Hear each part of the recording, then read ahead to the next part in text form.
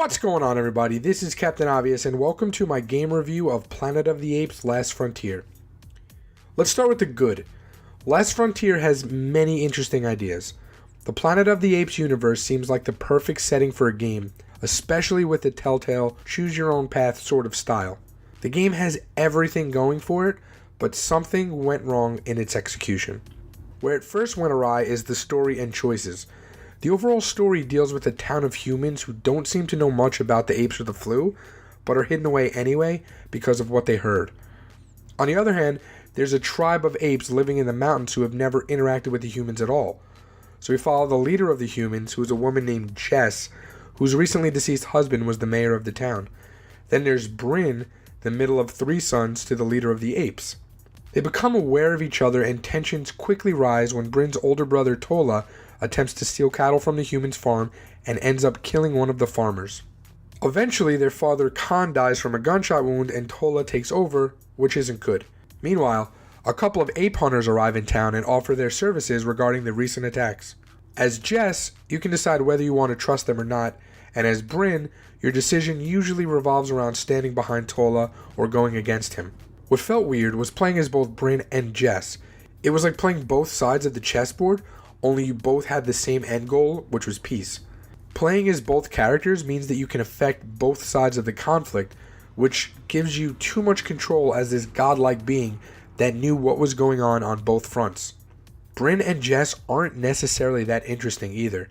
I found myself confused as to many of the decisions they made when my input wasn't asked for. This makes it feel like the writing is taking the wheel and steering the ship to the place they want it to go, rather than letting it flow naturally. This could have also been due in part because of the lackluster voice acting, especially on the ape side, that never draws any real emotion. Even when you make decisions though, it doesn't always feel like you're in control.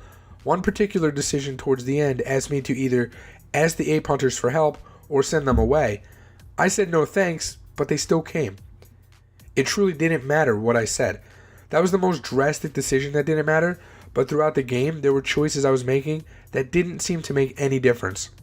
I think a big reason for this was the fact that there were only ever two choices, making things feel binary when making moral or any sort of important decision.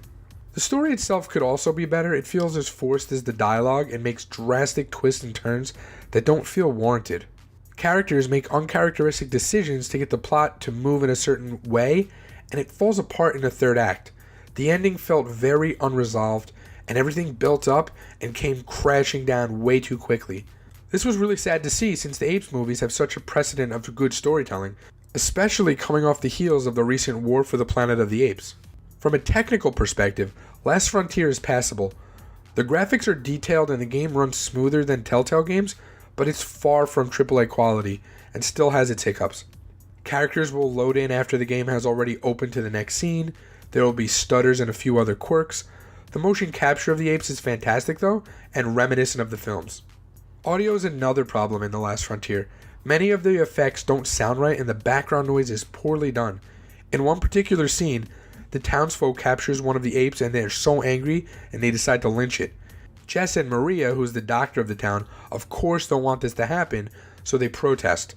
Though the scene had both times where you'd think a mob would get loud and angry, and also times where they would go silent, it's never happened. The background noise was just murmuring crowd on a loop, never fluctuating with the scene. The music did a much better job of playing to the scene, but it was not able to save the rest of the audio mix. I really wanted to like the Planet of the Apes: Last Frontier.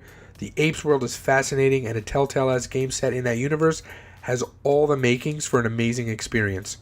Overall, the game comes in at a 5 out of 10. While it's an awesome idea, Last Frontier's execution just is not there.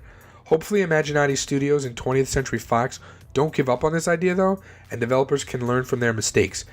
It's passable as a movie, but a really hard sell as a game. That's going to do it for me, guys. Until next time, Captain Ivy's out. Peace.